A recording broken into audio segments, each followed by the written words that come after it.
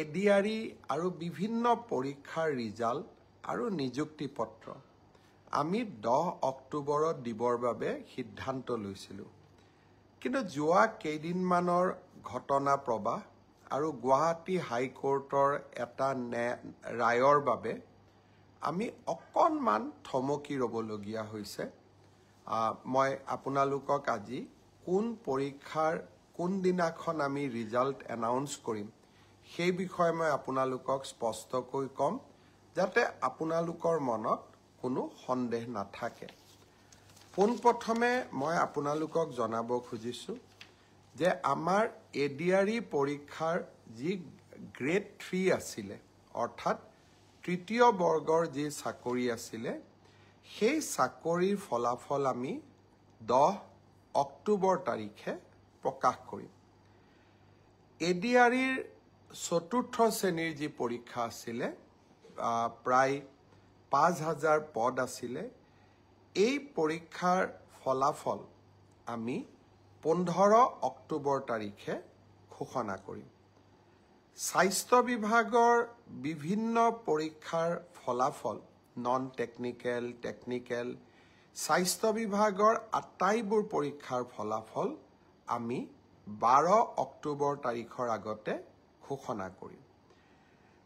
Elementary প্ৰাথমিক বিদ্যালয়ৰ শিক্ষকৰ নিযুক্তিৰ বাবে আমি যি পৰীক্ষা বা আমি যিটো নিযুক্তিৰ প্ৰক্ৰিয়া আৰম্ভ কৰিছোঁ, সেই পৰীক্ষাৰ ফলাফল আমি 15 পৰা 20 অক্টোবৰৰ ভিতৰত প্ৰকাশ কৰিম। তাৰ কাৰণ প্ৰাথমিক বিদ্যালয়ৰ শিক্ষক শিক্ষয়িত্ৰীৰ পৰীক্ষাৰ ফলাফল ঘোষণা কৰাৰ আগতে আমি গ্ৰেজুৱেট টিচাৰ আৰু পোষ্ট গ্ৰেজুৱেট টিচাৰৰ ৰিজাল্ট ঘোষণা কৰিব খুজিছোঁ, যাতে অভাৰলেপিং নহয়, অৰ্থাৎ প্ৰাথমিক বিদ্যালয়ৰ শিক্ষকৰ পদ নিৰ্বাচিত গ্ৰেজুৱেট টিচাৰ বা পোষ্ট গ্ৰেজুৱেট টিচাৰসকলে দখল কৰিব নোৱাৰে আৰু আমাৰ যুৱক যুৱতীসকল যাতে বঞ্চিত নহয়।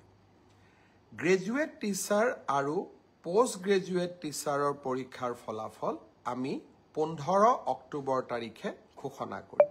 অৰ্থাৎ এই গোটেই পৰীক্ষাৰ ফলাফলসমূহ আমি 20 অক্টোবৰ তাৰিখৰ আগতে আমি ঘোষণা কৰিবলৈ সক্ষম হ'ম। আপোনালোকে এতিয়া সুধিব যে পুলিচৰ পৰীক্ষাৰ ফলাফল আমি কেতিয়া দিম?